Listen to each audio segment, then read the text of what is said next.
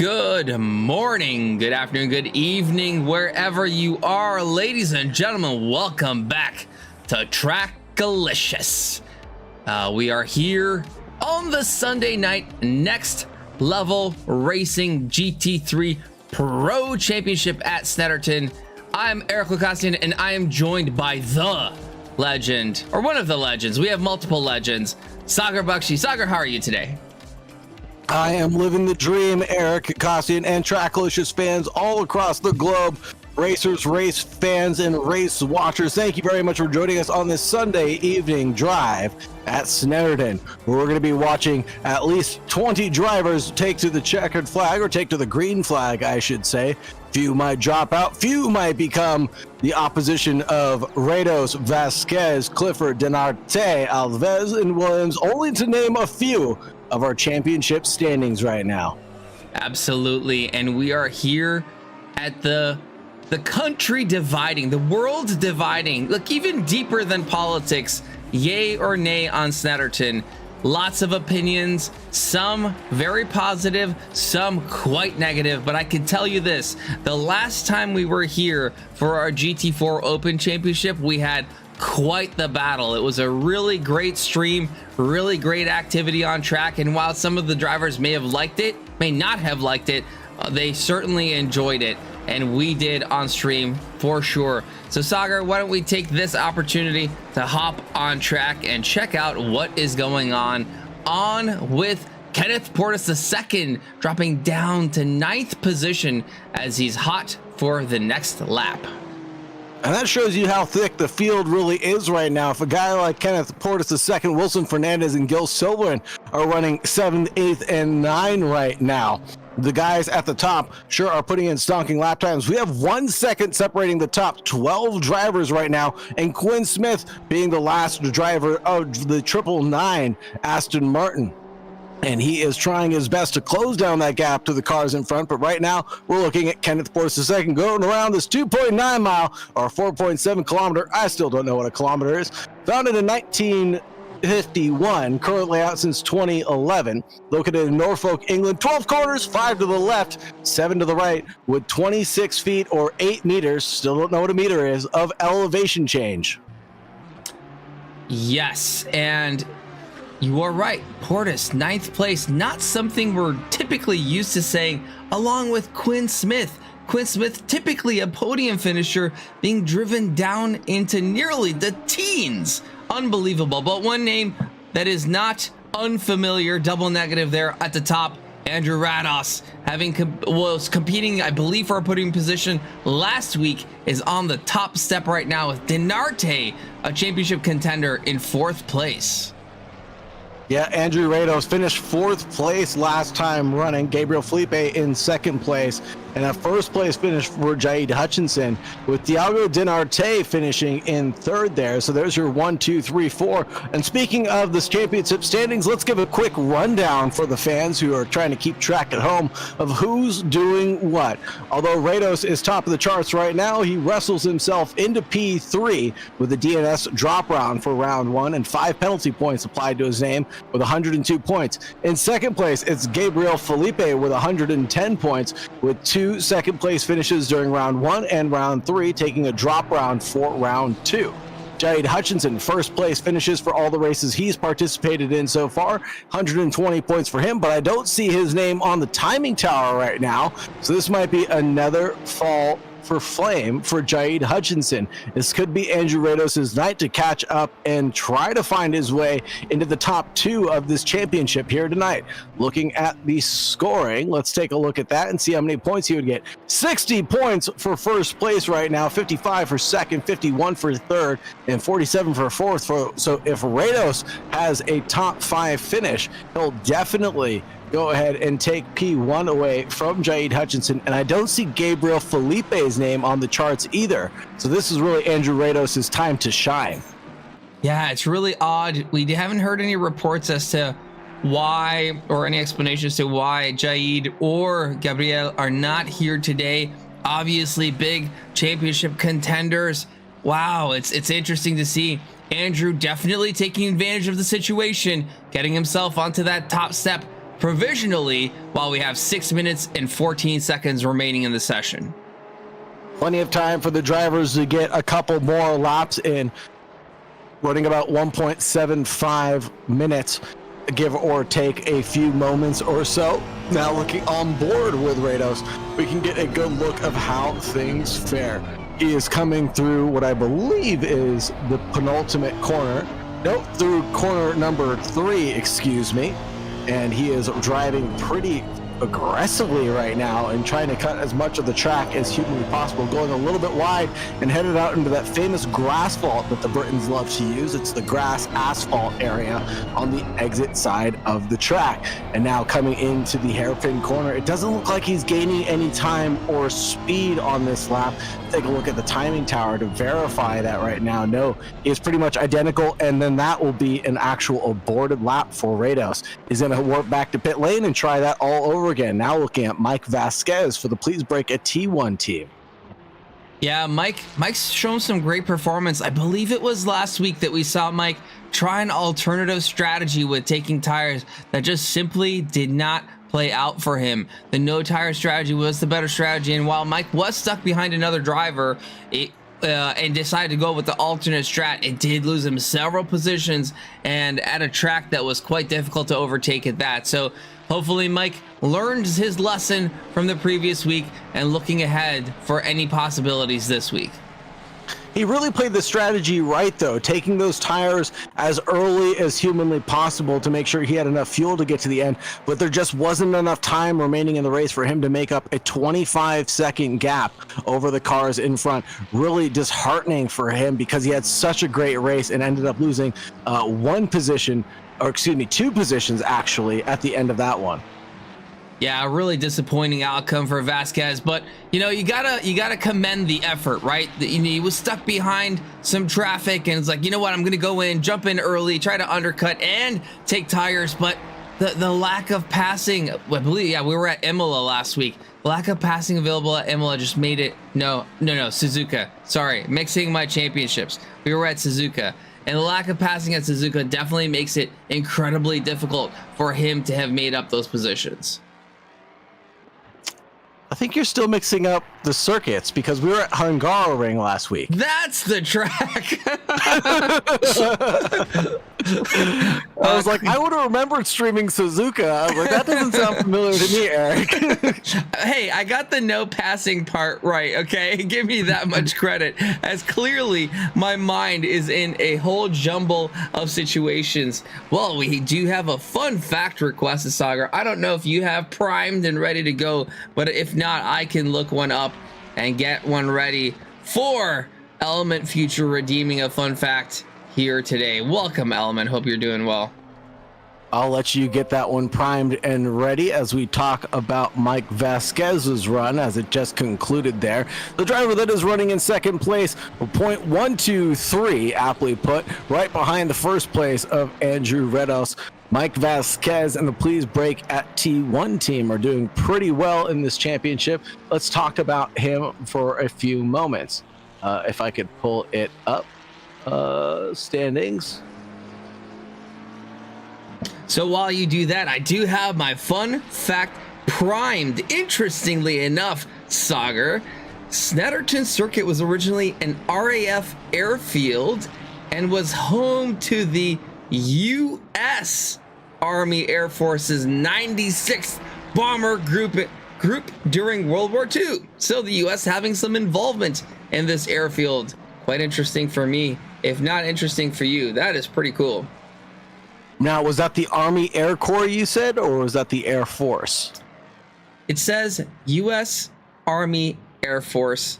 I'm sure this is a generated AI generated fact, so it's the U.S. Air Force.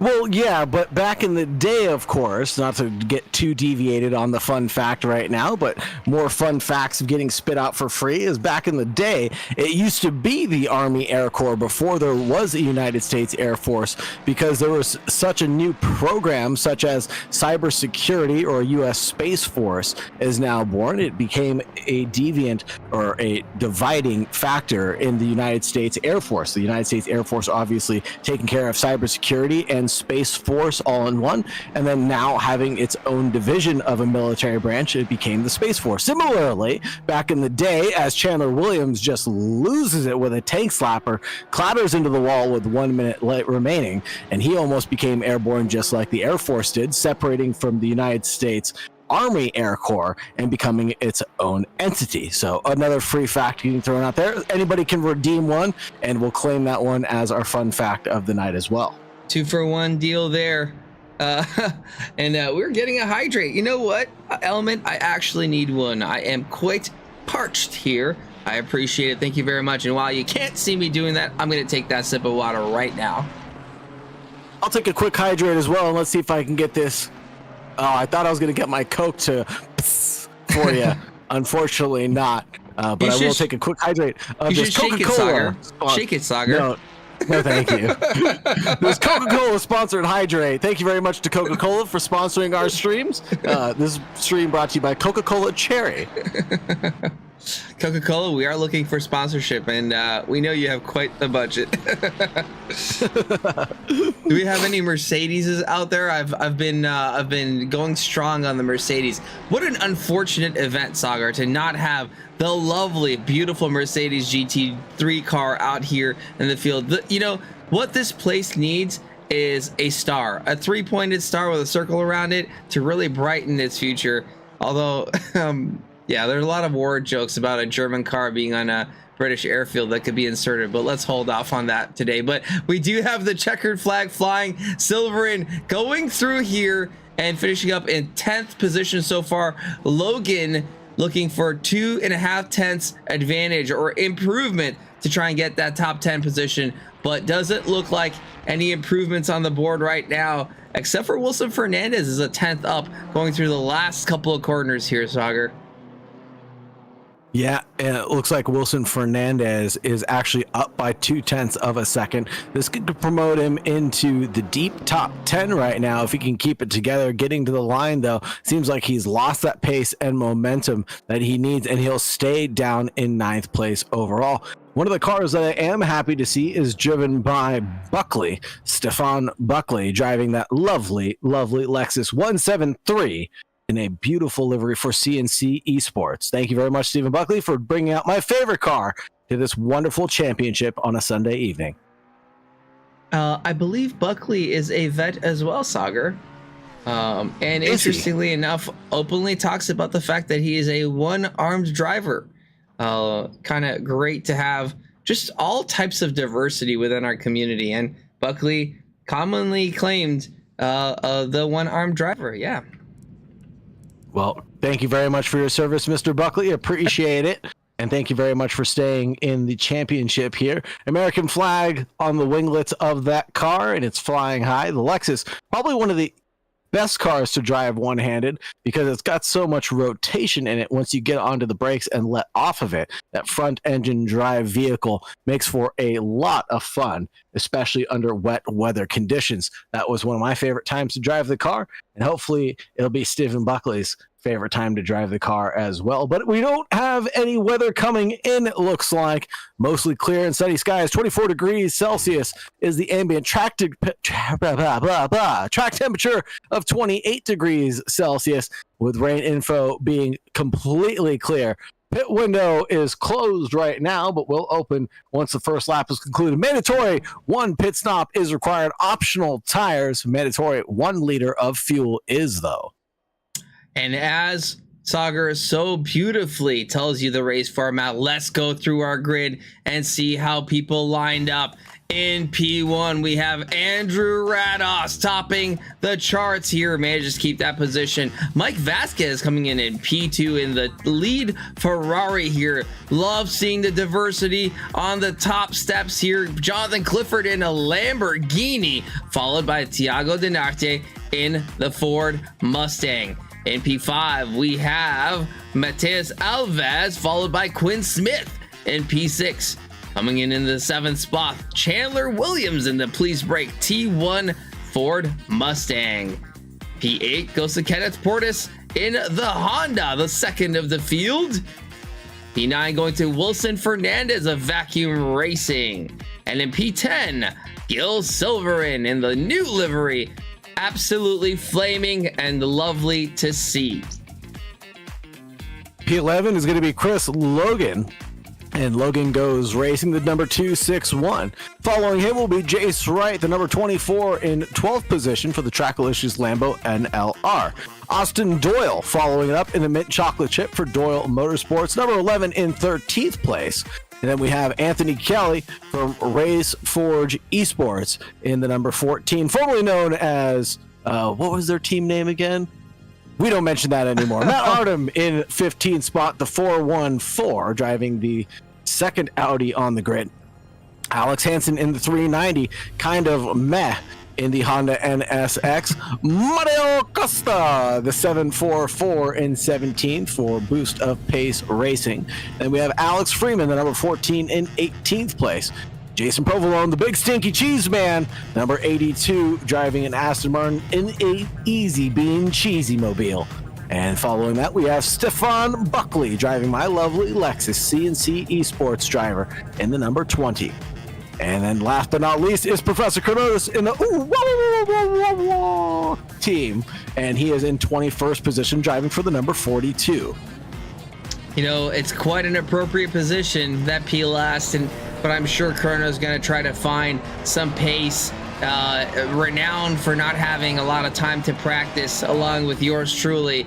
Chrono does manage to find some magic on track through these races, and that blue shell is going to be making its way as far forward as possible with some I am Honda in chat, some support for the stinky cheese. Element, thank you so much. Hope you have a great night. Element being from Europe, I believe. I forget where he's from. Hope everyone's doing well. Crunch coming in earlier and giving opinion on Snetterton. Quite a solid opinion. Very, very one-sided, I would say. But hey, again, it is a pretty divisive track. Lots of people love it. Lots of people hate it. But it is sometimes pretty fun to race at. For sure. Thank you very much for Element Future, Wet Socks, Turner, Dr. Porkchop, and Crunch 64. Really appreciate all the love and support. And thank you very much to Un Rando Stranger Mrs. Racing, and sometimes is sus. Not sure what you're referring to, but there we go. Thank you very much for joining us, and thank you very much for being here. Is that your wife, Eric? What? No, that's Rando not. Stranger Mrs. Racing? So Mrs. Racing is Chris Logan's wife. Mrs. Trackalicious is my wife. Got it. A lot of Mrs. hanging around here, and it's kind of cool. Love to see the support. I'm sure sometimes the wife does lurk in the background. What we like to do is bring the wives to the foreground and actually have them racing in our swap races, which is super fun to see. Have seen many wives come join us and have an absolute blast. And Miss Logan has yet to have her debut, so we are all looking forward to it on the first Saturday of every month. Yep, a Sunday one. Oh, okay. I presume it's some work conflict or something. Miss Racing. And we got some love in YouTube chat for Jonathan Clifford, the Big J, leading Lamborghini in P3. Absolutely phenomenal Lamborghini. You know, some might say has fallen out of grace in the BOP for ACC, but yeah, Jonathan, an absolute legend, putting it up onto the podium to start with. Jonathan Clifford, the big red dog, driving the number 99 Lamborghini.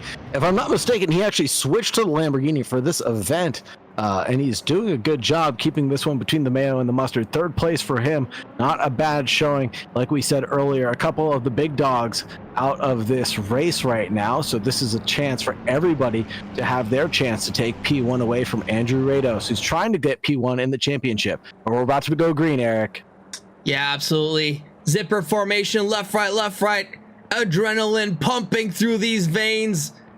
Gear all set. And we are green, go. Looks like Vasquez gets a phenomenal start. Now level-headed with Andrew Rados, but deciding the better of it, dipping down behind Andrew. It looks like we got the likes of Thiago Denarte, 2 wheels on the pavement, 2 wheels on the grass, but decides to get back on for the braking zone. Wise decision at that to ensure that he remains gripped up. We have multiple cars still fighting in the back, but it looks like everybody makes it just fine through T1. Fantastic by all of these drivers. Absolutely crazy send by Thiago Denarte. I thought he was going to cook it on the brakes going in towards T3, but he really made it stick. And there's a big lunge from the pink car going forward around the outside of the mint chocolate chipmobile of Doyle.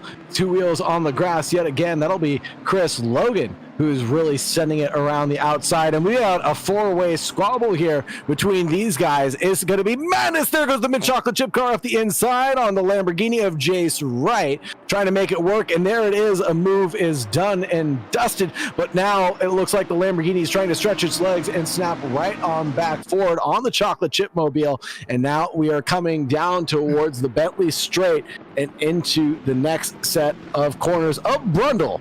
And they're going to go side by side, the 261 and the number 24. And there's a big undulation, and they go off the track. The mint chocolate chip gets worse for wear, and there is a hectic rejoin by Jace Wright, rejoining single file line, and he goes right in front of Austin Doyle. Excuse me, Austin Doyle goes right in front of Stephen Buckley. Yeah, a big win for Chris Logan, though. Considering the position he was in, challenging for those three, and apologize about the poor camera work. AC taking a second to catch up the viewing cars, but here we are, Miss Logan. Chris making the better of all of that situation, coming out on top now into the top 10 position. A long race to go, 80 minutes with a little under that remaining, and we do have a pit stop that the drivers are going to have to deal with. Chandler Williams with a big mistake there, gets involved in an incident with Mateus Alves, and Chandler Williams loses a position to Quinn Smith off the good. There's a nice battle between Chandler and Kenneth Portis II and Quinn Smith, Quinn Smith leading the trio right now. Chandler Williams driving that Mustang, the black and red car, and then of course Kenneth Portis II in the white and blue Honda NSX, dipping out from the racing line right now, trying to get a glance at the braking zone at the entrance of the next corner, but it's not going to be helpful for him at Augie's. It's going to be single file line for these drivers, but just a 2/10 gap separating Chandler Williams from Quinn Smith out in front, and he's going to want to make a move sooner rather than later for the please break at T1 team.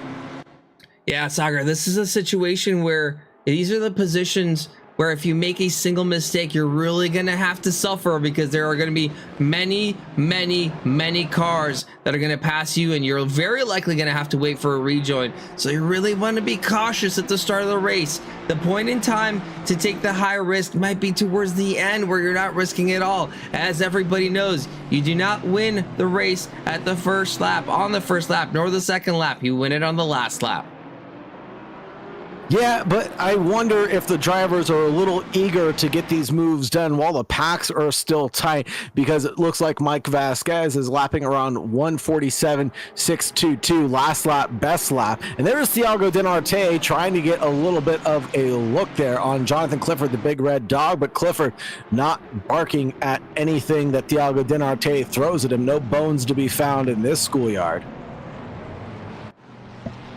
Yeah, Miss Logan, well, not to say that we're glad that he's not streaming, but we're glad that you're joining us. And just so that you know, you can redeem an onboard lap as if he was streaming. We can even maybe put a helmet on and pretend like we're him, just so that you get the full Chris Logan and Logan Goes Racing experience. But here we are, Logan up into P10, Denarte challenging. And when you do challenge, Saagar, every time you make a move and don't make it stick, it just throws you back into the car behind. And at this level of competition, if you make a little mistake, that person behind you is going to take every opportunity to get ahead. Chandler Williams getting ahead of Quinn Smith in a quick battle right before the Bentley straight. The 7 and the 99 inverting their positions. Kenneth Portis II still sitting in that 8th place spot, 0.3 away from Quinn Smith right now. Too far back to make a move going into Brundle, but wanting to look like he's gonna make a move here shortly. I want to take a look at Gil Silverland, who's going a little bit slowly right now, driving the number 400 car, because he's 0.4 away from Chris Logan in 10th place, trying to snatch that away from him. And that's one of the closest battles on track, along with Jace Wright and Alex Hansen. Yeah, one thing that these Mustangs are not going to get is that they do not have that long a straight to take advantage of their immense straight line speed. And to answer the question, Miss Logan, and no, they did switch, but a little while back. It was off camera, I think a lap and a half ago, and Vasquez does get ahead of Rados. Rados starting in that top step position, well, is going to have to fight to get it back now. Yeah, Mike Vasquez and Andrew Rados inverting that position. Jonathan Clifford in 3rd place. Thiago Dinarte in 4th. Mateus Alves in 5th. Chandler Williams, Quinn Smith, Kenneth Portis II, Wilson Fernandez, Chris Logan round out your top 10. Then we have Gil Silverland, Matt Artem, Alex Hansen, not that Alex Hansen, Alex Freeman, Jace Wright, Mario Costa, Stephen Buckley, Jason Provolone, Professor Canotis, Austin Doyle, and Anthony Kelly being the 21 drivers here tonight. And Anthony Kelly taking that first of the pit stops, 126.5 on the charts. No, he started from pit lane, excuse me, that's the number 2. Yeah, and we do have Jace Wright mounting up a challenge to the likes of Alex Freeman. Difference in machinery, but we can see on the podium positions that the Lamborghini has something to offer here. Whether Jace Wright is capable of driving the wheels off of that like Jonathan Clifford is, we don't know just yet, but he is definitely mounting a very strong challenge. Having a look this back to the position where he made that mistake, going over the huge sausage curves on the inside of that corner there, which is, it'd be great if I could read it. Riches, through Riches, we have seen many a driver make that exact same mistake. No, I'm sorry, that's Nelson. That's Nelson, right after Brundle, the left-right there at the top of the head of Snetterton. And whoa, interesting move by Jace Wright coming in early.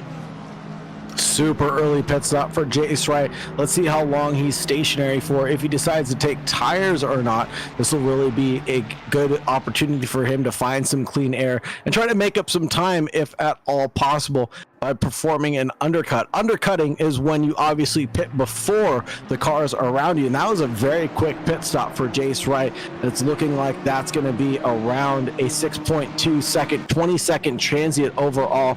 I'm surprised Anthony Kelly with just a 10.6, but that's because he started in pit lane, only had to travel half the distance down pit road. That makes a lot more sense now. But Jace Wright, the first of the pit stop colors, is in front of Anthony Kelly and has plenty of clean air in front of him.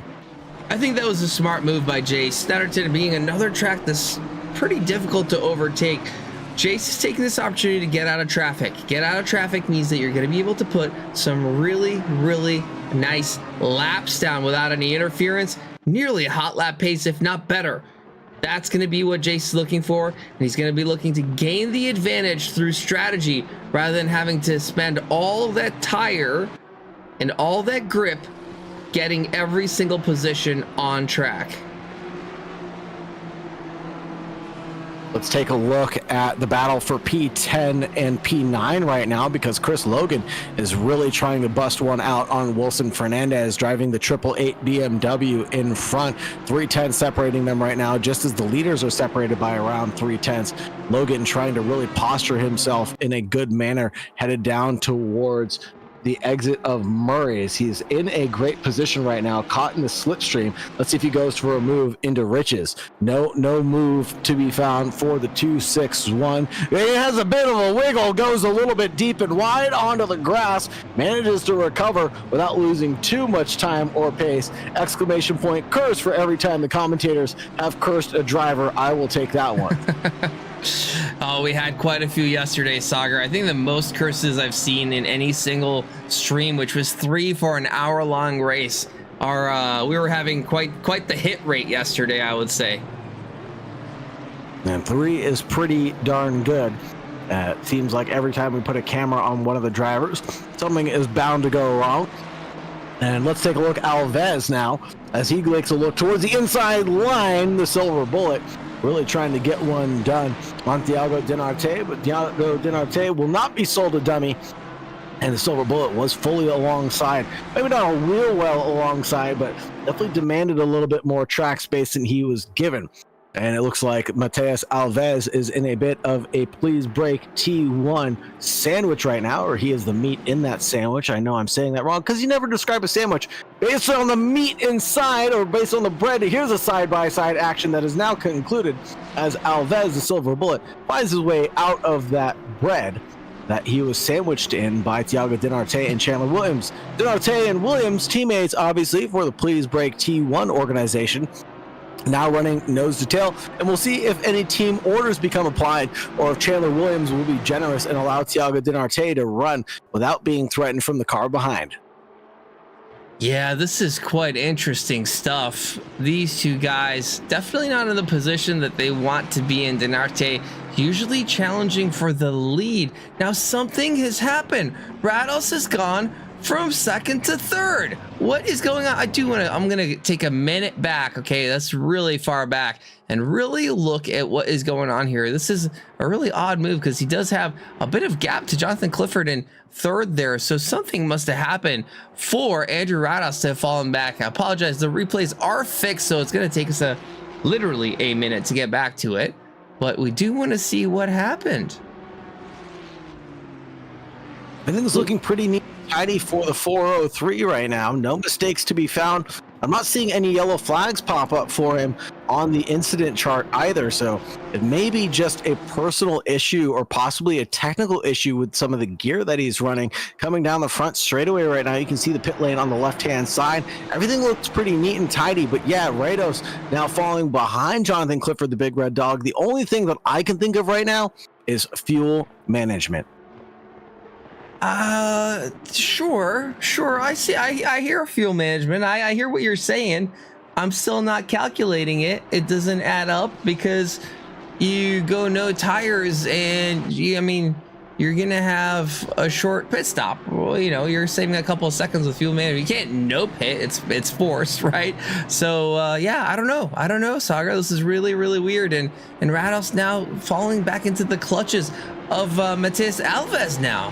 What is going on? Well, the only thing I can think of is that fuel management might be key for the Honda NSXs here. He's looking at getting a short pit stop. The big difference between an 8-second pit stop and 6-second pit stop is, well, 2 seconds, of course. If you can get a good stop like Jace Wright to make it to the end, that might be the optimum strategy for him. Potentially that Honda NSX does not have the fuel to make it all the way and have such a short pit stop. But you're absolutely right. Very uncharacteristic for Rados to fall back to Jonathan Clifford into the clutches of Alves behind. Yeah, I'm in an argumentative mood, so I'm gonna retort, Saagar. Very good points made. I'm gonna retort. 2 seconds saved in the pit stops, which is quite a bit of fuel, which I don't think you could save that much. Does also put you behind the likes of Clifford. Now, if you are P1 in qualifying, means that you have relatively good pace, and we can have a look and see that Rados's best is actually 0.2 faster than Clifford. So presumably you're losing 0.2 every lap that you are behind Clifford. That's assuming that you could keep up, which doesn't really look like he is. It looks like he's actually in trouble to the car behind. I don't know what's going on, but would love to hear from Rados after the race for sure. Absolutely true. Got to hear what happened to him or what happened to his strategy. It seems to be all falling apart for the man who could have claimed P1 in the championship here tonight. He still can claim P1 in the championship standings going into round 4, but it will be awfully hard for him to catch back up at this point in time to claim P1 here tonight. And all the meanwhile, Chris Logan constantly battling, has been within half a second of some car or the other for this entire race. Still in P10, but really looking ahead at the position of P9 from Wilson Fernandez. Bit of a wiggle again, but does manage to save it. Is looking at that BMW chomping, what's the saying? Chomping at the bit. Chomping at the bit and then licking his lips were the two things that I was thinking about, and they all merged in my mind at the same time. But he is still there, really attacking and looking for that opportunity here at Snetterton. Portis also very close by, looking for situations himself. Want to thank our sponsor again, the Next Level Racing Organization.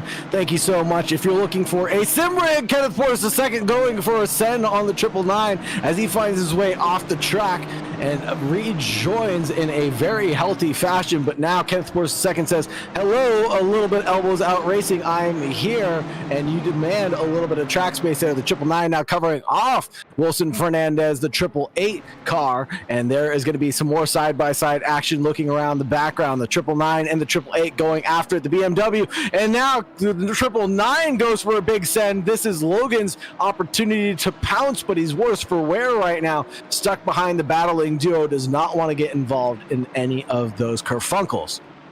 Logan's rear still wiggly. Unfortunately, wasn't able to quite take advantage of that opportunity. Realistically, that was a great defense by Quinn Smith, as that could have been 2 positions lost, a 2-for-1, not in the best of ways. And that then driving Wilson Fernandez back into Chris Logan. Unfortunately for Chris Logan and fans in chat, it's not a move that was able to be made just right yet, but I'm sure he will be continuing to look ahead. But he does continue to have a wiggly rear end. Now, the thing that I know about this Audi, right? The Porsche, really difficult to drive historically, at least the older one, not the very latest version. I think from what I hear, the Audi is the next snappiest car on the grid, and looks like so far he's been managing relatively well, but you do see that tendency of the rear trying to wiggle out from underneath him. And it requires a whole bunch of oversteer to try to get the car to rotate going into those corners, and then you get the oversteer coming out of the corners. It is an understeery, oversteery car, quite unpredictable at times, although it's supposed to be well balanced with that mid-drive engine. Not one of my favorite cars to drive, but it is a favorite of my good friend Matt Artem, who enjoys driving the Audi pretty much exclusively, as we've seen him throughout his TRACKILICIOUS days here. Yeah, absolutely. Matt Artem has been a long-time Audi driver, continues to be one, and you know, it's just doing pretty decent. Artem in 12th position, and trying to see for any gains or losses, up 3 positions from qualifying, having started 15th. Now, that's pretty decent improvement, but the biggest gain so far is the car right behind him. Actually, Alex Freeman, having started 18th, is up into the 5 positions improvement, 13th spot overall. And biggest losers right now that have not taken their pit stop will be Andrew Rados and Quinn Smith, losing 2 positions off the good right now. And does Rados lose another position right now? Is that correct? No, just timing tower glitch as Thiago Dinarte goes to the top of my charts for some reason. I apologize. Dinarte still holding on to 5th place. Mike Vasquez in 1st place. Then Jonathan Clifford, Andrew Rados, and then Thiago Dinarte in 5th place. Yeah, sounds like we're getting some feedback from our trackside chat reporters. Sounds like Rados bobbled, as I read it more carefully, and Clifford took advantage. Really good. Expect nothing less from Jonathan Clifford. Really dialed in. He puts in an immense amount of work to make sure that he is well prepared for all of these races. You can see him putting down lap after lap after lap, and usually one of the highest practicing drivers every single week. His commitment is insane and absolutely lovely to see. For sure, all the drivers putting in a severe amount of time to make sure that they get these cars dialed in perfectly just the way they like them for these long endurance events. Of course, we are running 80 minutes on the clock, which is no slouch of time, and faster than a blink of an eye, that's for sure. The drivers have to be really committed with the way that their car handles week after week to try to clinch this next level racing championship. Yeah, and look at this this train of cars, it's absolutely unbelievable. 20 minutes in, they're so close to each other. It's not often you see the grid so close and constantly fighting, especially at a place like the likes of Snetterton, where it's quite difficult to follow at certain corners with the understeer induced by the lack of grip in the front from the drag or shed wake of the car ahead.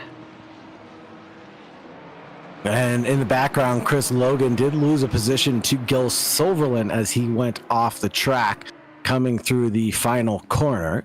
And it looks like that gap has separated themselves by nearly a second right now. All the drivers pretty much in a train right now, from Thiago Dinarte all the way back to Chris Logan, are all separated by about a second or so. And that'll be Dinarte flipping positions with Chandler Williams, the number 7, about 1.8 seconds in front of his teammate, driving the number 23 right now. Yeah, releasing Chandler seems to have been the right call. Chandler has just rocketed ahead and is looking for the next group to challenge. Quite a few seconds to get there. 2.5, 3 seconds nearly to get to the back of Alves, but I'm sure he will be pushing very hard to get there. Now, we do have a bit of lap traffic situation coming up ahead for these lead pack, with the 390 over there having pitted early. Alex Hansen, I know, has been struggling in that Honda. Hasn't been quite a car that's been suiting him too well, as he does try to keep it on track here in that green Honda NSX. Speaking of trains, let's look at the one for P2, 3, and 4, as that's still on like Donkey Kong. Jonathan Clifford leading Andrew Rados, and then Mateus Alves right now. Rados looking towards the inside line, trying to get around that long-legged Lamborghini coming down the front straightaway. On board with Rados for the Team Up Garage, or Team Up Dog. Closes down the gap during the braking zone, and there is Alves really trying to get close under the braking as well, but loses out a little bit of time and space as he cooked it just a little bit too much. Cutting close to the inside edge right now, and through Palmer, and now down the next straightaway we go. Again, you'll see this car, the Honda NSX, close down on the Lamborghini under braking, but the long leg Lamborghini just takes off with its massive acceleration coming out of the corner and its nimble agility. Multiple battles in the field here, as you said. 2, 3, 4, so close to each other. Just behind that, we have Chandler Williams in a world of his own, trying to chase down that top pack. And then you're here. We got Dinarte to Portis to Smith to Fernandez to Gil, and Gil to Chris Logan being at the back of this pack, the least to lose, the most to gain, chasing down everybody ahead, hoping that they get into some situations that gives him an advantage. I feel like the next move that's coming up will be the battle for 13th and 14th. Matt Ardham is now caught up by the big stinky cheese man himself of Jason Provolone, driving the number 82. And there's a big wiggle out of Logan. That Audi is not faring very well around the Snetterton track, as he's trying to wrestle that octopus home right now as we come across the start-finish line. Chasing down the number 400 of Gil Silverland out in front, with 888 of Wilson Fernandez, Quinn Smith, and then Kenneth Force second, separated by 0.3 of a second. There goes Quinn Smith off a little bit there and deep at the exit of turn 1.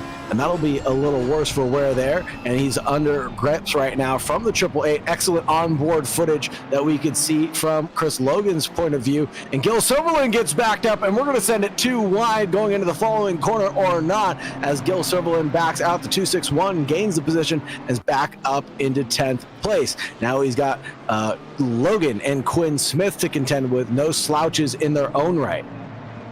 Yeah, this is an incredible battle amongst these four, as looks like Dinarte and Porters have separated themselves from the foursome here.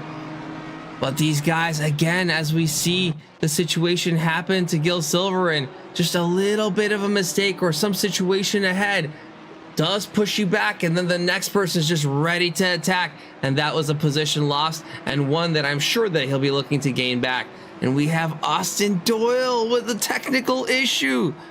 Wheel won't downshift, ending up in chat. Oh my goodness, that is so unfortunate. Super unfortunate technical issue for the Austin Doyle number 11 car. He was the mint chocolate chip vehicle, now out of this race, sitting in pit road, unable to recover his race right now.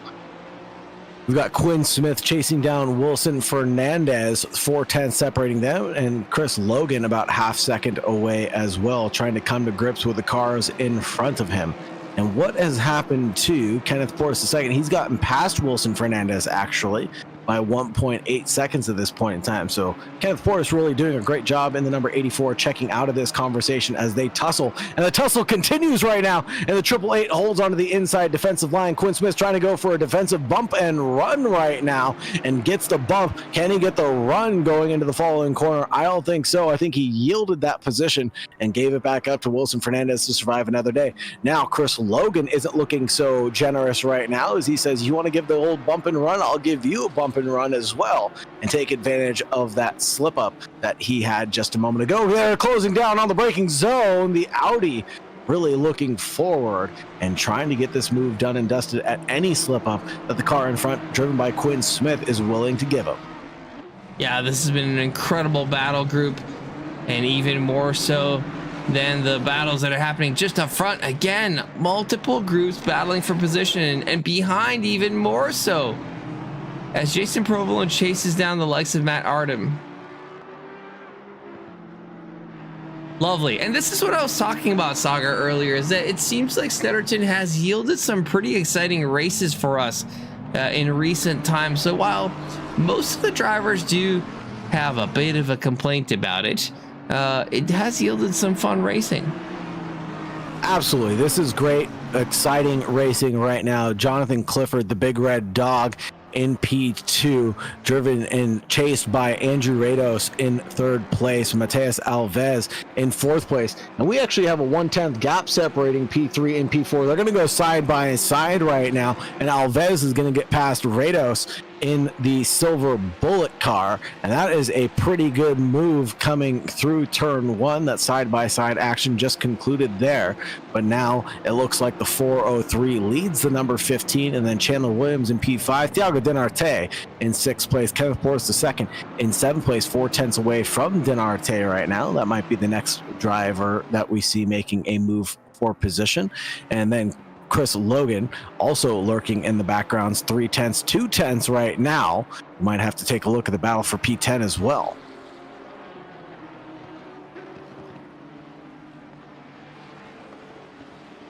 It's looking like a hectic four-way battle. I don't know what you would call it in French. I know a ménage à trois, but I don't know a ménage à quoi.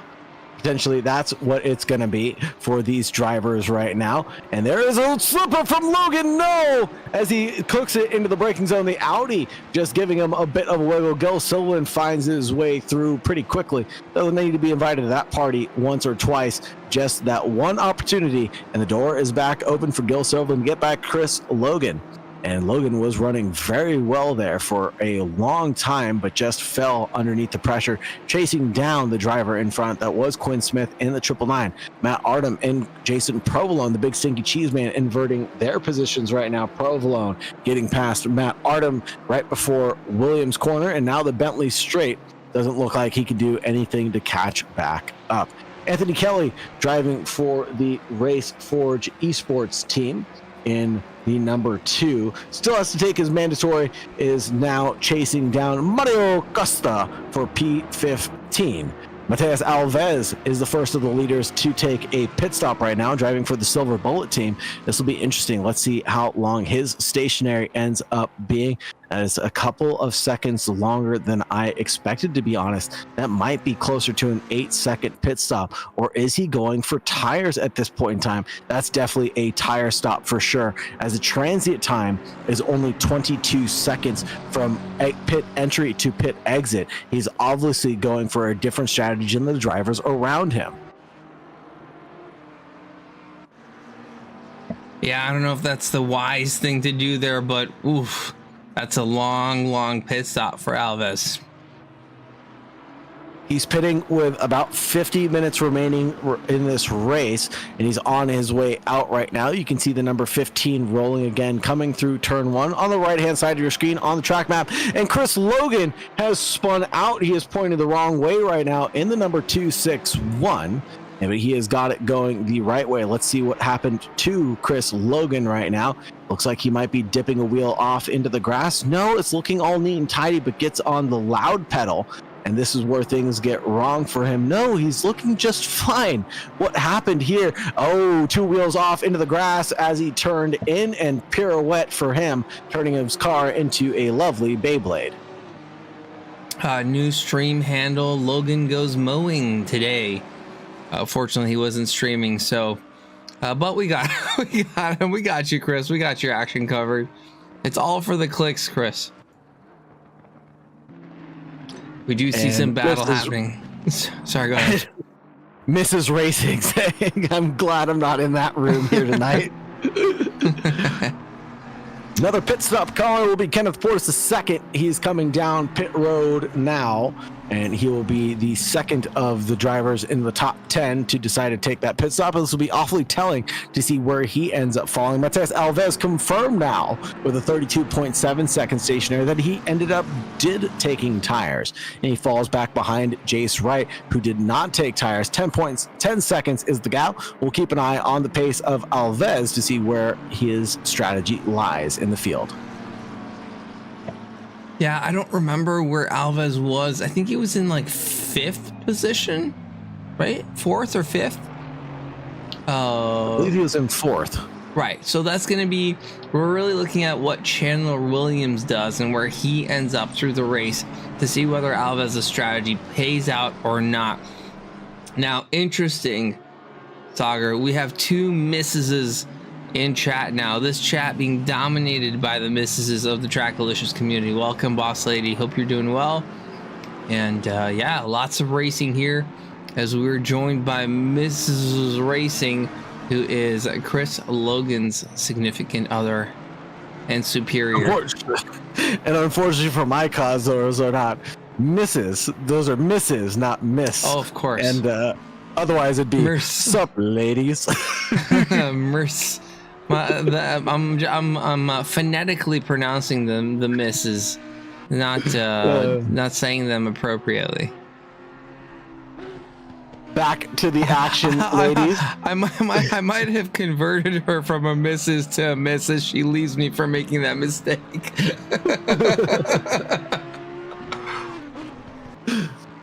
Chris Logan calling it and going down pit road, presumably to get a change of boots with 47 minutes remaining on the clock. Back to the battle with Quinn Smith, the 888 of Wilson Fernandez, and the 400 of Gil Silverland. Quinn Smith, the meat in this sandwich between the BMW and the Ford Mustang behind, chasing him down. Quinn Smith getting a little discombobulated there as he touches some grass and gets a little bump ride there, and he loses a little bit of time to the car out in front, the 888. Andrew Rados is 4/10 away from Jonathan Clifford, the big red dog, and looking menacing in the team up garage car. Yeah, Rados. You know, I think we said this before, we can say it again. Every one of these names pretty much, let's say top 10, top 5 at the very least, have been absolute championship winners in their respective individual communities or a variety of places. And it's really, really fun to see these champions go up against champions to see who is the champion of the champions. And right now, today, so far, Vasquez taking that position. Very true. Logan takes a 32.4 second stationary, meaning he did take tires in that pit stop cycle. You can tell by the characteristics of that Audi that the tires were just fading away from him as we approached the halfway point. He definitely needed them to make to the end. Andrew Rados closing down the door on Jonathan Clifford. 3/10 is the gap right now, driving nose to tail, caught in that dirty air as we get to the following corner. This will be turn 1 of Riches, and then into Montreal. That'll be turn number 2. And now it's just that long leg Lamborghini able to stretch it so quickly on acceleration coming out of those corners. There's nothing that the Honda NSX can do to catch back up, or Acura NSX, depending on what part of the country that you're in, but this variation being the Honda NSX. Yeah, it's quite challenging for those who have to stream ACC and iRacing, because it's got the Acura version in iRacing, so it does get a little confusing at that. But these guys right now, the closest battle on track, Rados doing a pretty good job keeping behind, but not too far behind. Definitely looking for any opportunities there are against Jonathan Clifford, but Clifford, a steady head, steady hand, has not set a foot wrong yet. Long way to go yet, though. Absolutely true. 44 minutes and 37 seconds remaining at the clock. 30 seconds by the time I'm done with my spiel. Andrew Rado still has plenty of time to catch back up to the car in front of Jonathan Clifford, the Big Red Dog. And just out of curiosity, how many people get the reference when I say Jonathan Clifford, the Big Red Dog? Show of hands, how many people understand that reference versus how many people do not get the reference?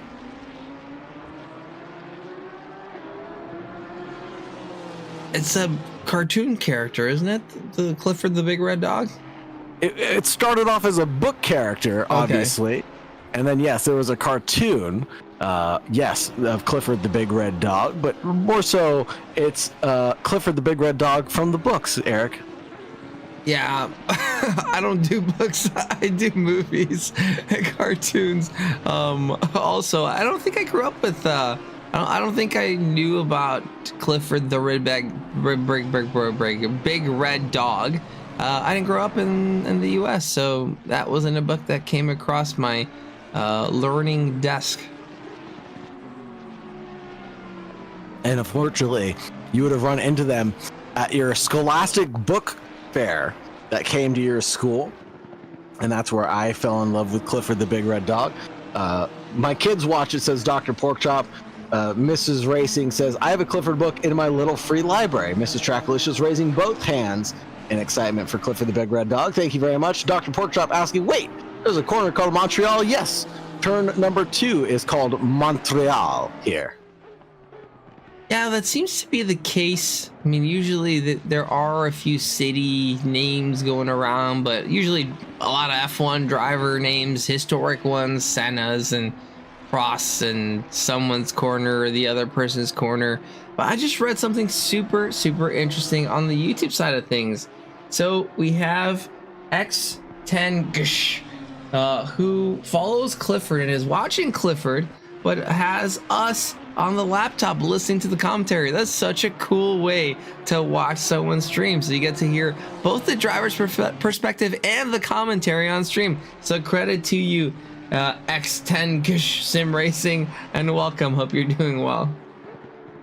Absolutely great way to find all of the racing action at your fingertips here. I feel like we're some IMSA commentators where you can be trackside but listen to the live commentary in your eardrums with a lot of the availabilities that are trackside, whether you're listening to radio or you're listening it to on the live stream as well. I know SRO Motorsports and Grid Life running this weekend, where a lot of fans were tuning in to the Twitch stream to get a earful of the trackside commentary, because sometimes the trackside commentary is not so good through the PA system, so there is always that. Yes, Dr. Porkchop, of course there's Villeneuve Chicane, but here at Snetterton we have Augies, Hamilton, Agostini, Williams, the Bentley Straight, Nelson, Baumhole, Coram, Murray's, Brundle, Palmer, Riches, to name a few of the corner names here at Snetterton.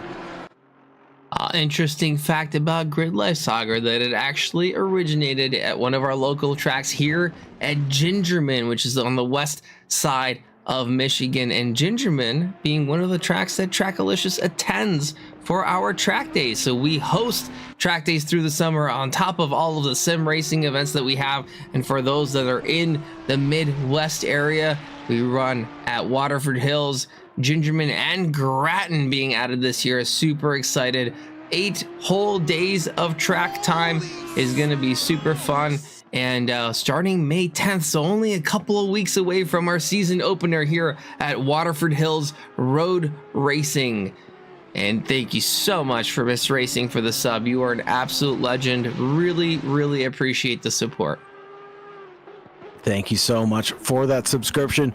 Your donation goes a long way to keeping the stream going and keeping us broadcasters engaged with the community. Thank you very much to all the chatters as well. Your commentary only amplifies our commentary to make us better engagers with our community. It's one of the things I love about live streaming the most. We are halfway through the race. Everybody's got to keep it up to make it to the end right now. And it looks like Vasquez leads Clifford, Rados, Williams, Denarte, Fernandez, Quinn Smith, Alex Freeman, Anthony Kelly, Gil Silverland, Jace Wright, Alves, Kenneth Porras II, Logan, Provolone, Artem, Professor Kenotis, and Buckley running in last place right now. Looks like we have another person in the radius, 30 minutes from Waterford Hills. Neptune, you should totally come. I'm not sure if you have a car that you would intend on driving, but even if you don't, we have some really fun events, and come hang out. Lots of car people doing car stuff. And yeah, we try to make it family friendly as well. Put a little like Power Wheels track out for the kids. Super fun. And we actually bring out the sim rig out as well. Super exciting stuff. If I was in the area, I'd definitely find myself going to one of the events.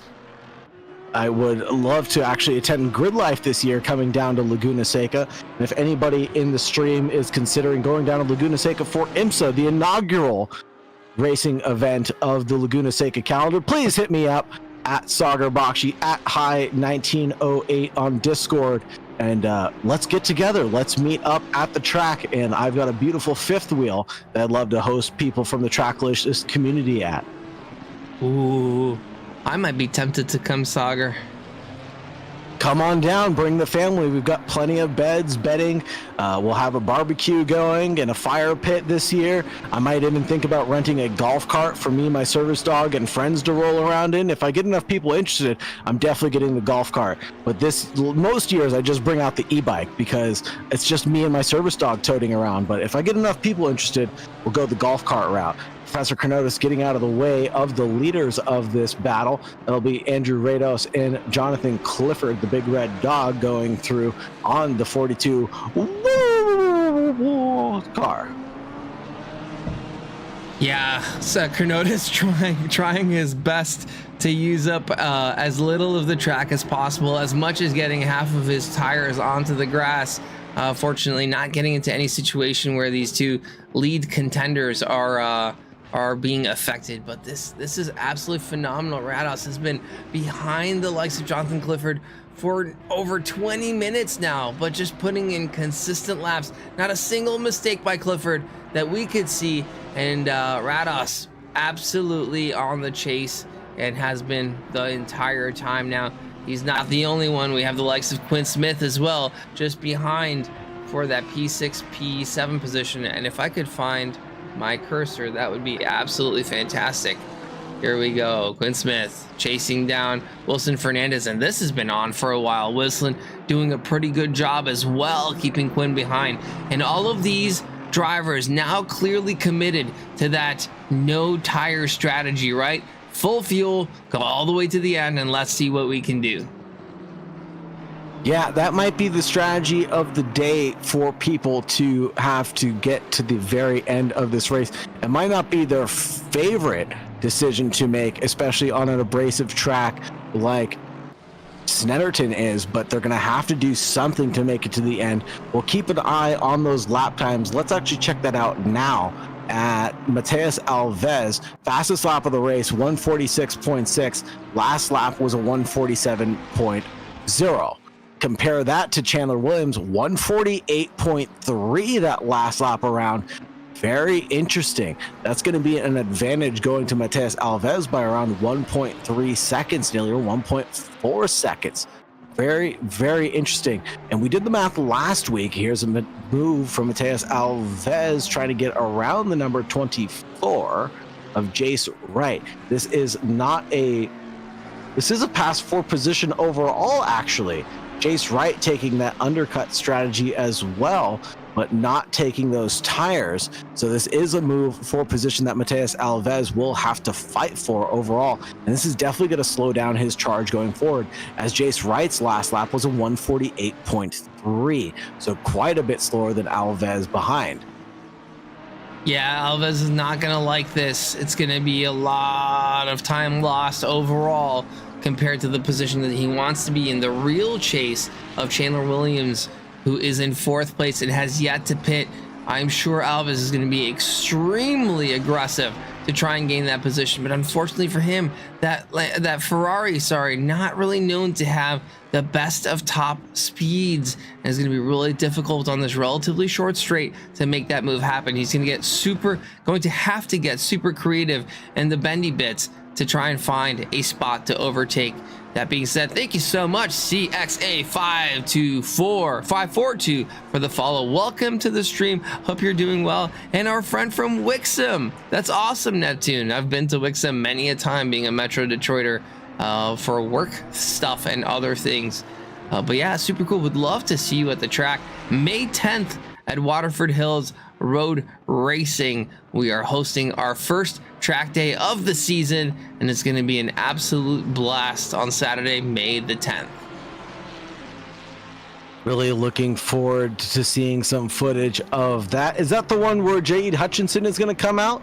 Yeah, that's actually that. Yes, I'm glad you brought that up. So while these folks are battling, the current championship leader is also the previous champion from the previous series, a series in which he won a drive at the track day with a car and $500 of travel budget. And Jade Hutchinson will be coming down on May 10th to drive on the track for the first time in the TRACKILICIOUS Miata at a TRACKILICIOUS track day, and I'm super stoked about it. It's going to be so fun to see that happen.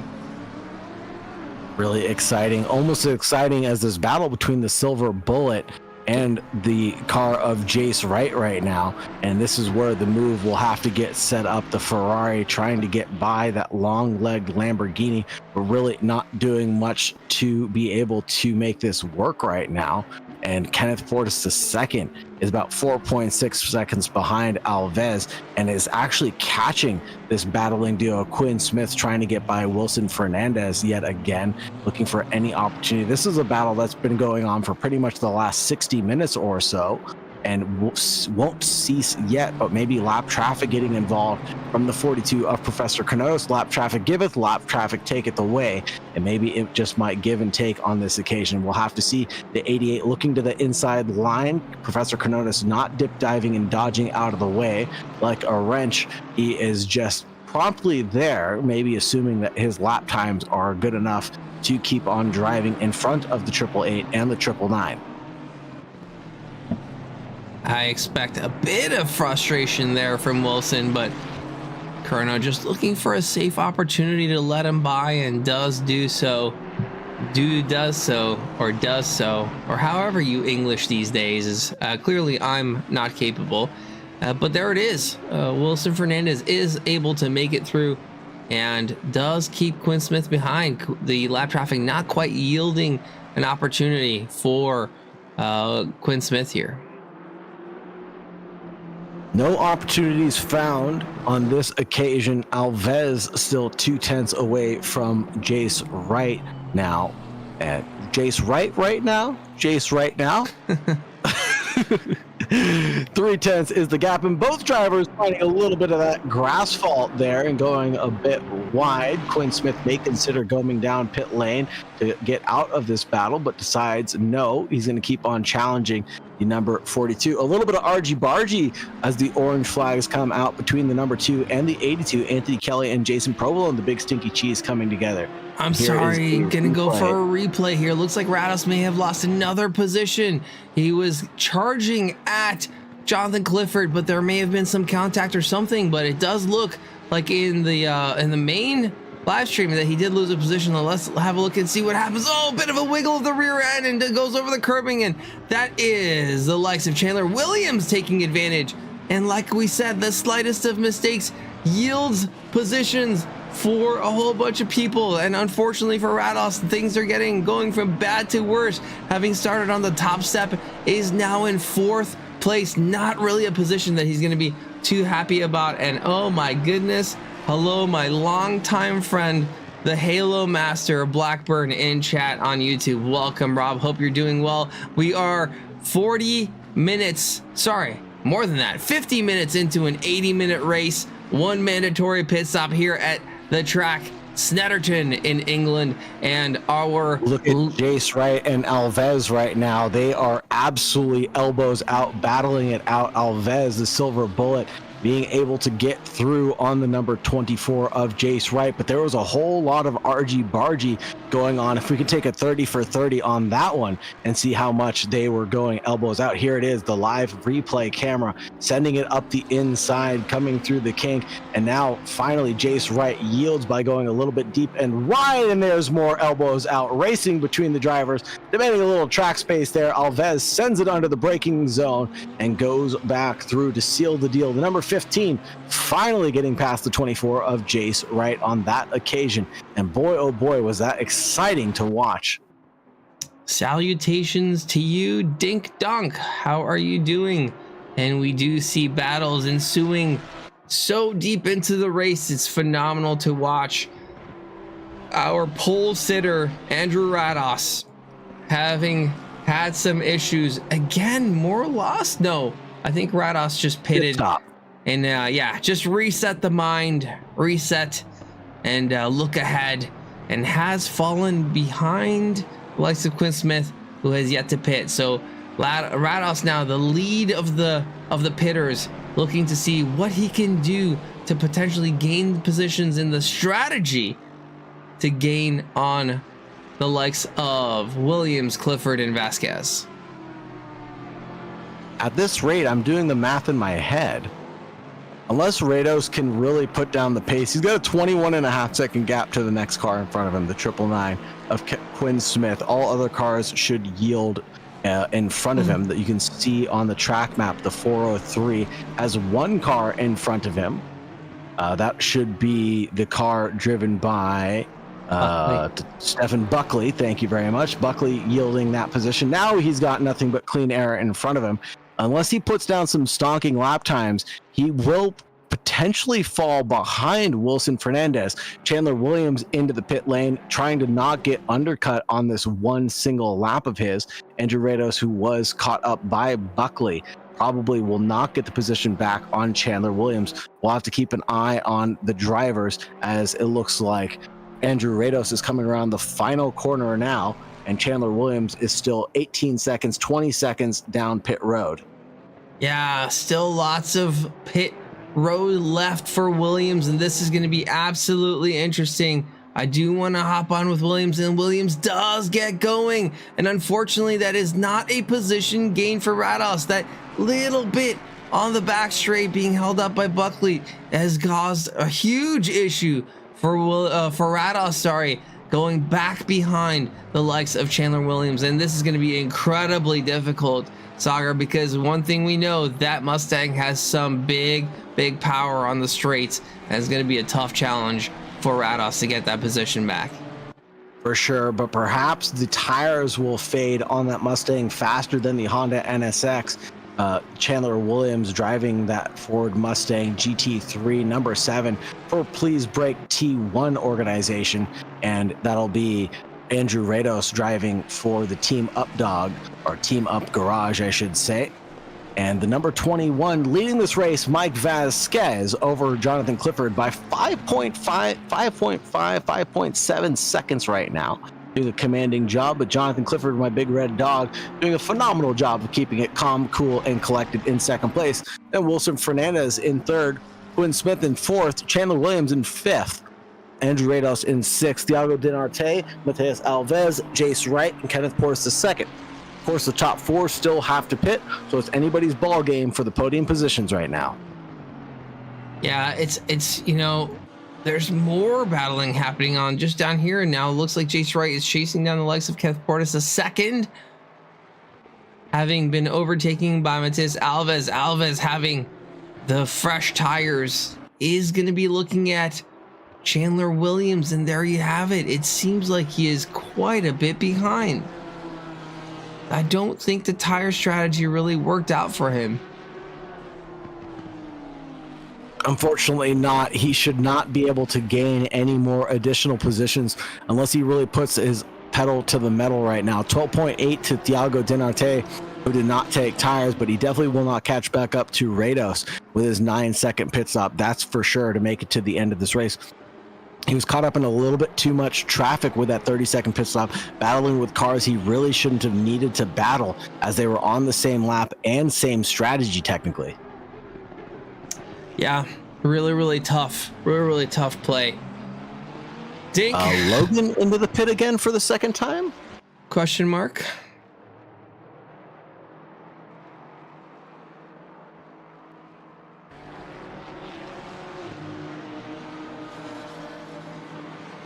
Have a look at Buckley here in the solo Lexus as we wait for Chris.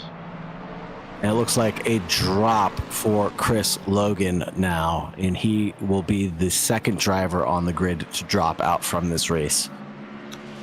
Miss Logan, you're gonna have to give us some trackside reporting. Seems like you're still here, so disconnect may be unlikely considering your internet is working, but we want the in-team feedback. We're waiting on the edge of our seats to know what's going on back there. Tell us.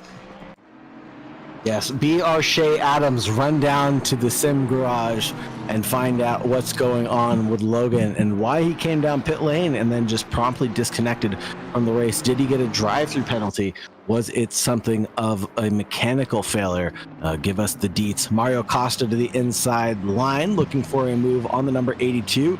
Got the car planted. The 82 runs out a little bit wide on exit, leaving enough room for Mario Costa to make his way past. The battle for 14th and 15th has now concluded. The 744 leads over the 82 of the Big Stinky Cheese Man. There we have it. That's a move done, and we're looking for what else is going on right now. This is still the tightest grouping on the field. Technical difficulties, more information. What happened? We need to know. Rados chasing down Chandler Williams. I don't think he's getting much closer. Not that we could see anyways. 1.4 between Rados and Williams right now. Chasing down that Mustang. That's a pretty good gap. In last laps around, he was about a tenth faster than Chandler Williams. I'm not saying that a tenth is everything, but he is slightly faster on that fresh rubber. Rados fast lap, last lap, 147.595. So once he got into that clean air, he really found what he was looking for. But he's back being the meat in the sandwich between the Please Break T1 teams of Chandler Williams and Thiago Dinarte.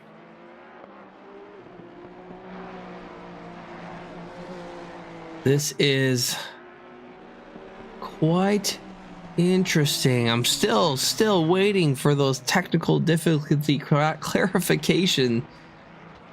But we do have the likes of Jonathan Clifford still in P2, Mike Vasquez, and really interested to see what happens, how this shapes up, as we do have a bit of an off track in the back there. Board flying, Mario Costa taking an adventurous route through the first couple corners here. You just see the Sunoco barrier flying across the track there as Mario Costa takes exploratory limits across the track here at Snetterton. That was absolutely hilarious to see the shadow of the barrier come flying through the air and into the next corner. Exclamation point, clip that. I think we can still do that, right? What's this? What does it do? It does a thing. Can it do a thing? Does it do a thing? We'll see. Yeah, that's funny. Rados now down to 1.3, still chasing down, closest battle on track. Very curious to see how much fuel these guys have left now. One thing that's really going to work in Vasquez's favor is that Ferrari is really good on fuel and is unlikely to be having a long stop. I'm almost certain is going to have the shortest stop if he doesn't mess around on pit entry and exit. in terms of stopped time and car lifted time, is going to have the shortest of all, with that Ferrari being absolutely phenomenal on fuel consumption. Matheus Alves, I think I misspoke earlier. I'm going to correct myself as Quinn Smith comes down pit road. Andrew Rados had a 9-second pit stop, so he did not take tires. I was thinking of Matheus Alves, who's running around 1.8 seconds faster than Thiago Dinarte. With 20 minutes left, it's going to be a close battle getting to the line, but I think the 7th and 8th positions might be solidified for now. Quinn Smith still coming down pit road, obviously not taking tires at this point in time. He should be rolling out within the next 5 or 6 seconds. Alves should be coming around that pit exit road right now. This is going to be very close between Alves and Quinn Smith. There it is. Quinn Smith coming through, Thiago Dinarte sneaking by, and there is Stephen Buckley getting in the way, but you can see Alves 3.8 seconds behind. I thought it was going to be a bit closer than that. Let's see, as we try to figure this out. Alves, yeah, you know what, but he is lapping quite a bit faster, so even though he may not be at a charge for Dinarte, it's still Smith that's on there, a potential position to gain for that 7th spot here. And you know what, you never know what'll happen, you never know what's gonna happen, you never know what situations could arise. You never know if it might rain or not, and everybody has to go back into the pits, but pretty sure that's not going to happen. With that being said, definitely some potential positions for Alves to win here as we go through 18 minutes remaining in the race and freshest tires of them all. Yeah, he's the only driver besides Kenneth Portis, the second, to take tires that's wrestled into the top 10 right now. Kenneth Portis taking that 32.8 second pit stop not too long ago. Last lap 47.447. Matheus Alves 47.369. Gil Silverland now battling it out with Jace Wright. The battle for 10th and 11th being the closest on track. Let's take a look at those two if we can.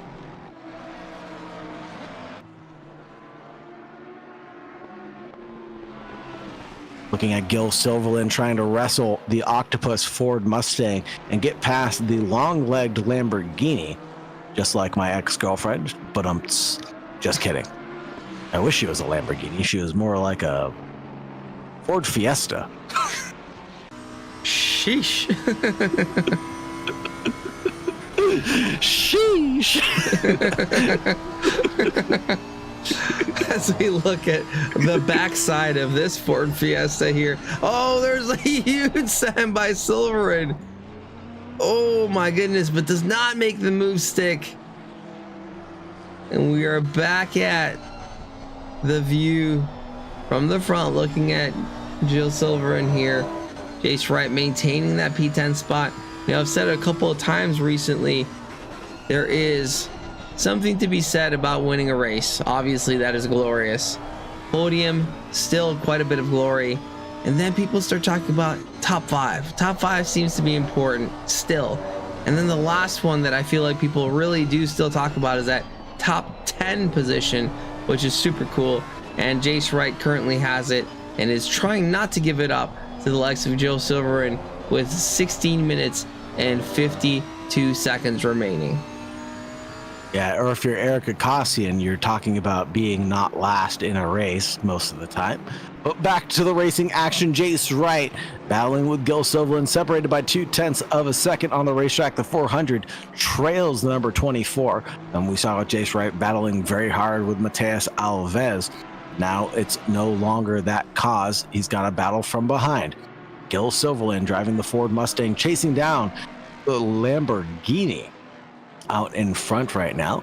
Lights are on for safety on that Lamborghini and also for the Ford Mustang, just in case things get a little dark. But it's 11:10 in the morning, sunny, 26 degrees Celsius is the ambient. It's got a little bit warmer on track, 32 degrees Celsius. We started this race off at 28 degrees Celsius. It's warmed up just that much more as the time has ticked on. The rain info is clear skies. We do not expect any rain in the last 15 minutes and 50 seconds of this event. Vasquez leads over Jonathan Clifford, Wilson Fernandez, but those three drivers still have to make their pit stops. Yep. top three holding on to it, trying to find some magic and make sure that they end up ahead of the rest. I would hazard to guess that Wilson Fernandez is probably going to lose the podium to the likes of Chandler Williams, potentially under Rados, now threatening, now closer than ever, 0.8 seconds behind, only 8/10. That's 3 blinks of an eye. And Rados is right there, continuing to try to charge ahead, but it's going to be incredibly difficult with the likes of the Mustang having so much power on the straights. Yeah, I agree. It's going to be very challenging for the Honda NSX to find a way by on the good. Hopefully, he can find or force Chandler Williams into a mistake within the next lap or two, as Rados certainly has the pace 0.3 a lot faster on that previous occasion than the car in front, driven by Chandler Williams. And there is Mario Costa finding his car turning into a lawnmower, the McLaren turning itself into a lawnmower. Not sure if we've seen that analogy before, but here is race replay of what happened for him. He's just going to come into the corner, and it looks like everything is okay until he finds the exit curbing and just cuts across the grass, and away he goes. I mean, fortunately for him, there's an entire football field of runoff there, so not really running into any critical issues. But someone who is in DEFCON 5 right now. Well, I should say DEFCON 1. DEFCON 1's the highest level of emergency, isn't it? I'm not allowed to say. Okay. No, really, that's classified information. Well, I think with respect to 5, 4, 3, 2, 1, the 1 is the more critical, like we're in more trouble. So I'm going to say DEFCON 1, Chandler Williams having to deal with the likes of Andrew Rados right behind, 0.4 again. He was really close, looking at a charge, but not quite there yet. And yes, this is looking like a steep battle for the final podium position, as Eric mentioned earlier.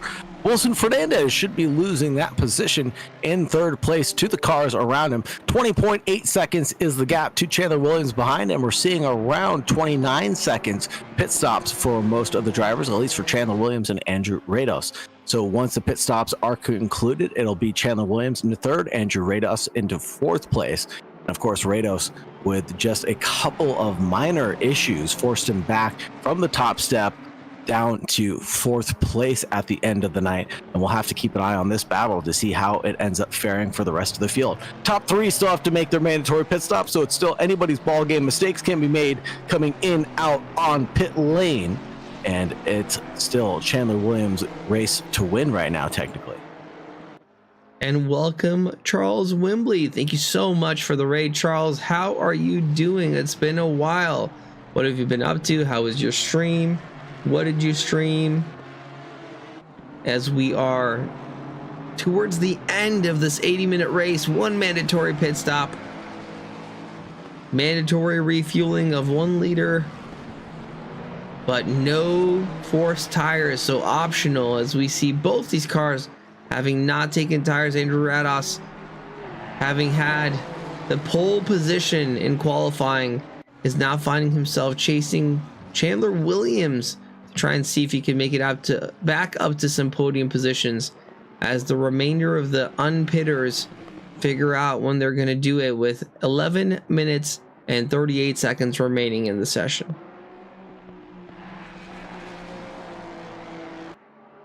Really interesting battle here, as well as the battle between Jace Wright and Gil Silva, and separated by 1.3 seconds right now. Lap traffic did become an issue for those drivers and forced Gil Silva to fall back just a little bit from Jace Wright. But now the lap traffic holding up Gil Silverland, working in Jace Wright's favor, continuing to build that gap. Professor Carnotis now letting Gil Silverland by in the background. And it's looking pretty calm, cool, and collected, as it were. Yeah, looks like lap cars haven't been too much of an effect for the lead cars, which is good. That's what you want to see.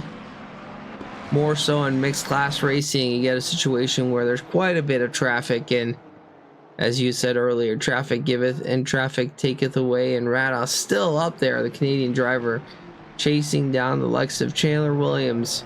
Williams doing his best, his darndest to keep the oh so speedy Andrew Rados behind, and is doing a very, very good job at that.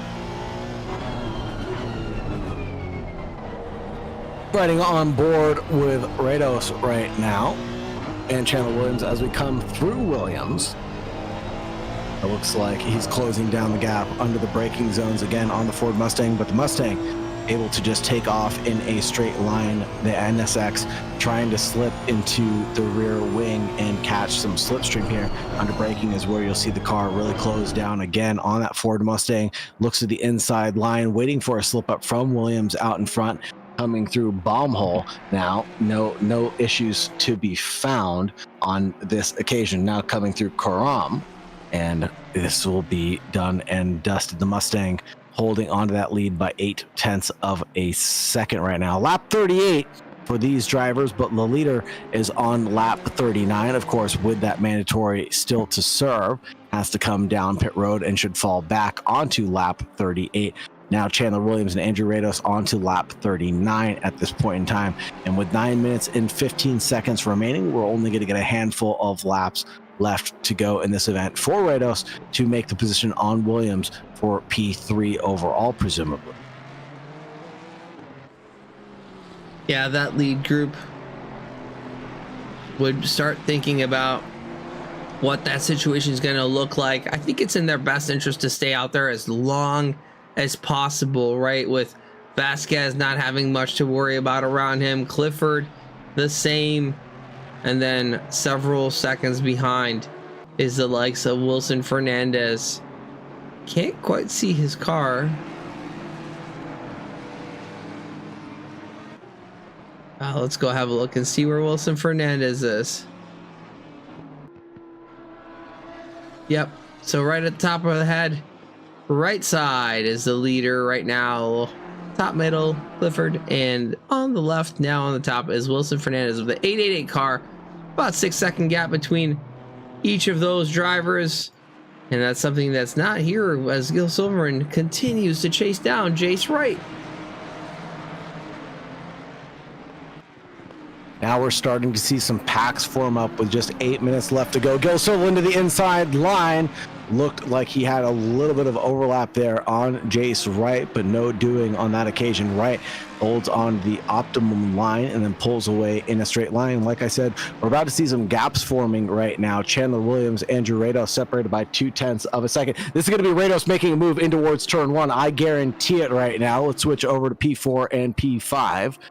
Rados looking like he wants to make a menacing move coming through T1 of Riches. No, not on this occasion. Will he make the move coming in towards T2? This is as close as he's been in a long time coming now.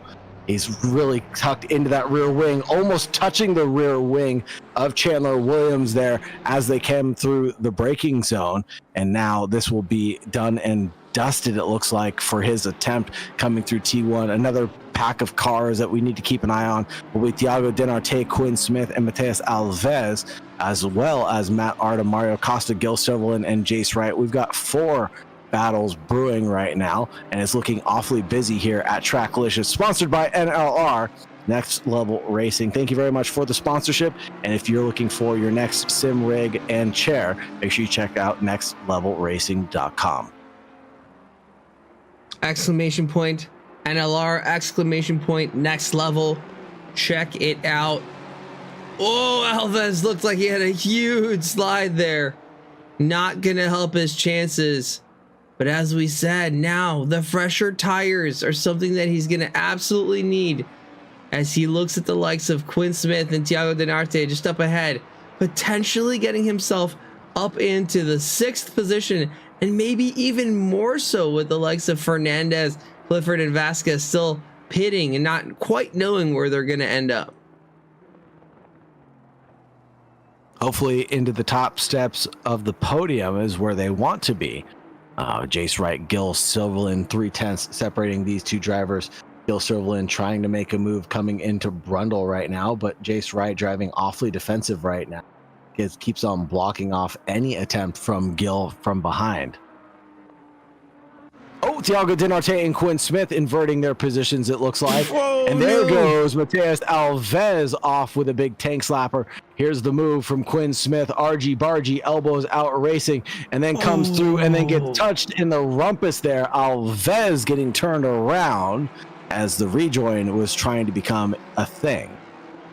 There is no amount of fresh tires that are going to stop that from happening. And that is really unfortunate for Alves, having worked so hard to get into that position. And that is unfortunate, as now Dinarte is in trouble from Kenneth Portis II. Wow. And Jace gets a position from Alves, and hopefully Alves has enough time to try and make something of this and recover at least a position. He does have the pace over Jace. He does have tires over Jace. Jace has been riding those tires from very earlier on in the race, as he did pit. He was the first to pit. Alves now going to be chasing that car down. So we have battles between Alves and Wright, battles between Portis and Dinarte, and battles between Rados and Chandler Williams. Farther down in the grid, we have Mario Costa onto Artem onto Provolone going off and having not to get back on track before the other cars get back, pass through, unfortunately. And Artem does make the move stick, and now Costa chasing him for the 14th spot. Super unfortunate there for Alves to fall back. He is now in front of Gil Silverland somehow, some way, and that's how he is past Gil Silverland. Just a blink of an eye. He's obviously incurred a whole heap of damage. Chandler Williams now inheriting third place. Andrew Rados into fourth place as Wilson Fernandez comes down pit road. That is super unfortunate for Alves. My heart goes out to him. Not sure about the regulations, but the stewards will definitely have to take a look at an incident like that and make some determination. But there is no penalty that will make Mateus Alves gain those positions back. That's the sad thing about sim sports and racing in general, is you're never going to get back what you lost at the end of the day. You know what, though? While we do have these sad moments of losing position due to contact, one thing I keep trying to remind these drivers is that costs you $0 to repair. So you're gonna get right back onto it, as Portis sending it on the inside of Thiago Dinarte. Dinarte trying to do an over under, but just not there. Portis does secure the next spot and gets himself up into P7. Rados still really close in front of Chandler Williams. Williams in that podium spot now, and regardless of whether Vasquez or Clifford end up ahead or not, unless there's a mistake by Williams, that is going to be a podium position for him. That might be a lick the stamp and send it moment coming into the top of the head there for Andrew Rados. He sees that the line is compromised coming out of Chandler Williams right now. I think he definitely knows where to act. Mike Vasquez came in and out of pit lane. 6.4 seconds was his stationary. 20 seconds, 21.0 stationary. Chandler Williams taking his pit stop as well. 20.5 seconds transient, 8.5 seconds stationary for him. So getting a little bit of time on Mike Vasquez with that transient, but losing out overall due to the pit stop length. 5 seconds is the gap between P1 and P2. Andrew Rados into P3 question mark? Where is Jonathan Clifford? Oh my goodness, he ended up behind. What? Jonathan Clifford with a 20.5 second pit stop, 6.9 seconds stationary. Not sure how the maths ended up working out there. That last lap was only 0.4 slower than Mike Vasquez. I have no idea what happened. He seemed to have been lapping at a pretty decent pace and maintaining pace with Vasquez nonetheless. 6 seconds between the two, but looks like Williams and Rados have just been laying down some blistering laps to be able to both overtake the likes of Jonathan Clifford. now both onto the podium. This is absolutely incredible. Really astonishing to see Jonathan Clifford come through and fall back to fourth place. Rados with a commanding third place finish for him. Leaders on the final lap, Mike Vasquez in the number 21 will take it to the checkered flag for the final time around Snetterton. Let's take a look at the battle for the lead of the race. Mike Vasquez taking us around one last time here, and we'll have to get an eye on where he is coming through turn 1 right now, and turn 2, Montreal now in Palmer for the Please Brake team. And he's doing a good job of keeping this one calm, cool, and collected, bringing us to the checkered flag. Like I said, 20.0 was his last pit stop, 6.4 seconds stationary overall. Coming through Agostini now. He is commanding his lead and pulling away from Chandler Williams by a couple of tenths. Andrew Rados in third place, still 3 tenths back from Chandler Williams. I'm going to keep an eye on this in the corner of my eye because I have a feeling like Rados is going to have a big send here. There it is. Oh, big send side by goodness. side. Argy Bargy elbows out racing, yields the position to Chandler Williams. But that was the moment that he had hoped for a while right now. And he absolutely needed to send it at the last opportunity, the final lap when he saw the door open, but it didn't end up working out in his favor. The 403 falls back to around half a second from Chandler Williams out in front. And they're going to have another opportunity here. No, not on this occasion. This might be it for Andrew Rados, settling into P3 to bring this one home. Mike Vasquez coming through the penultimate corner now. It'll be Karam, and then now through Murray's turn 12. The number 21 bring it down the front straightaway, and he'll finish us off, taking the checkered flag and race win here. And that'll be a commanding 5-second lead over Chandler Williams in the number 7. Andrew Rados still battling to the line as his heart's content. 0.3 of a second separates himself from Chandler Williams for the battle in 2 and 3. Jonathan Clifford, the big red dog, coming home in 4th. Wilson Fernandez in 5th place. Quinn Smith in 6th place, challenged by Kenneth Porce II and the Honda NSX behind in 7th place overall. Thiago Dinarte will bring it home in 8th place, driving the number 23 Ford Mustang. Gil Silverland, the number 400, in 9th place, followed by Mateus Alves in the top 10. Alex Freeman coming in behind that, followed by the likes of Jace Wright finishing up the lap here. Anthony Kelly behind that. And then the rest have already completed with the likes of Matt Artem, Mario Costa, Jason Provolone, Professor Kernotis, and Stefan Buckley, all the way down into P18 with 2 or 3 disconnects today, unfortunately. Some technical issues, but we do have that race completion here as Matt Artem, the last one on track. A little bit of a lonely situation here. He goes through the final couple of corners. He would be the last driver on the lead lap. Looking at the positions gained right now, Alex Freeman, the biggest gainer right now, 7 positions gained from 18th all the way up into 11th position. Chandler Williams gaining 5, started in 7th, finishing things out in 2nd place. Thiago Dinarte started in 4th place, ended up down in 8th place overall. And then we have Wilson Fernandez gaining 4 off the good. Started in 9th, finished in 5th position. It's a good drive out of him. Fantastic. Well, back in the studio here, and we do have the likes of Andrew Rados, Chandler Williams, and Mike Vasquez. Ladies and gentlemen, let's start with you, Andrew. Andrew, phenomenal pole position lap, but then the race just didn't quite go your way. Tell us about what happened. Just bad start, I guess. Lost the position into T2 to Mike, and then yeah, I just was stuck behind cars. Just so hard to pass around here. And the Ford being the Ford, it's a cheat code down the straights, and I can't pass it. So yeah, I had the pace to win, but I was disappointed with that. Yeah, that's really unfortunate. You know, we say that you can't win the race on lap 1, but sometimes you could lose the win on lap 1, and it seems like that's exactly what happened, Andrew. Unfortunate, but still really good racing, really good pace. Yeah, the difficulty of passing the Ford, but it wasn't just that. The Lambo isn't quite well known for having the top speed, and there wasn't quite the opportunity there either.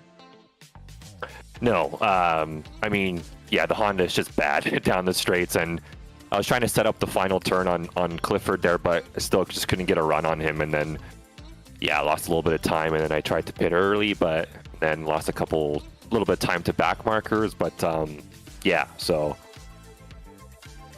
Well, Andrew, we've seen you have some phenomenal performances so far in this championship. This one, maybe not one you want to remember, considering the win was an opportunity there. But I'm sure you're going to be coming back twice as strong tomorrow, next week, I should say, and try to really challenge for that top step. Great job, regardless. Really great racing. And Chandler, you really took advantage of what few opportunities there were, taking yourself up into that second place. Nope, Chandler, no opportunities. Oh, say that again. Sorry, I was just saying that you really did a good job of taking what few opportunities there were to get yourself up into that second place spot. Yeah, I was not expecting that at all. Clifford and Rodis definitely were fighting there, and that kind of gave me time to catch up. And I managed to have I think I had a better pit box than Rodis. He lost some time there, and then pretty much that was all she wrote. I just needed to, make sure I don't choke a turn up and just keep the straight line speed down the straights, so he couldn't pass. So, yeah. Well, that was a really great job, Chandler, and having to deal with the pressure from Rados being so quick behind, really making sure that not a single mistake was made for well over 20 minutes. Good job, and congratulations on that P2. And finally, Mike Vasquez, absolutely phenomenal. Top step today, winning the race here at Snetterton. How was that race for you? I was not expecting that at all. Yeah, I was just glad to be P2 for after quali, and I was like, okay, I'm gonna tuck in behind Rados for a bit. But going into turn 2, I got too close to him on braking, so I just dove inside and hit the apex. I was like, oh, well, that worked out, and I held on to the clean air for dear life. And I was paranoid of the undercut the whole time, because I felt like I was not the fastest guy. At least not every lap. Felt a little inconsistent. Snetterton is pretty tough. But yeah, after I got out of the pits, that no undercut happened, and really happy with it for sure. Yeah, well, you know what? Sometimes you get lucky in those, and you managed to do really well for the remainder of the race. So absolutely phenomenal job. Credit to you, and credit to all you guys. While I'm sure all of you are fighting for the top step, as you have the highest of expectations, this championship is indeed proving out to be quite the competitive one. And while we've had some negative comments about Snetterton, it has yielded some really, really, really good television with you guys battling through the entire race. Phenomenal job, really, at keeping it clean as well. So difficult to do, being so close to each other. Yeah, so thanks for the show. Great job, and we'll see you guys back next week. Thank you, guys. Congratulations again. Thank you. Thank you. Well, Saagar, that is the end of the stream today. Again, like we said, maybe not everybody's favorite track, but it did yield some fun racing to watch. 100%. This was a very exciting 80-minute race to bring us home to the very end. Thank you very much, everybody, for your love, support, and participation. It's been a pleasure to be a co-host with Eric the Boss Ghoukasian and watch us bring this one home to the checkered flag. It's been TRACKILICIOUS' championship event sponsored by NLR Next Level Racing. If you're interested in finding your next sim rig or your next sim seat, make sure you check out Next Level Racing, !NLR or Next Level, and you will find yourself finding some great gear. Yeah, having a look around, trying to see who we can go raid here. No one really on ACC except Rados himself. LMU looking quite dry. You know what? Let's do this.